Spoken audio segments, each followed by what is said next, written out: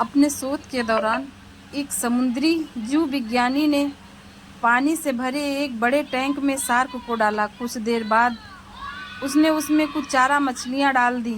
चारा मछलियों को देखते ही शार्क तुरंत तैरकर उनकी ओर गए और उन पर हमला कर उन्हें खा लिया। समुद्री जीव विज्ञानी ने कुछ और चारा मछली टैंक में डाली और वह भी तुरंत शार्क का आहार बन गई। अब समुद्री जीव विज्ञानी ने एक कांच का मजबूत पारदर्शी टुकड़ा उस टैंक के बीचों बीच डाल दिया। अब टैंक दो भागों में बढ़ चुका था। एक भाग में शार्क थी, दूसरे भाग में उसने कुछ चारा मछली डाल दी।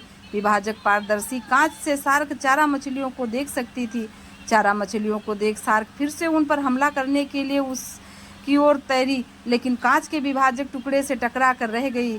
उसने फिर से कोशिश की, लेकिन कांच के टुकड़े के कारण वो चारा मछलियों तक नहीं पहुंच सकी।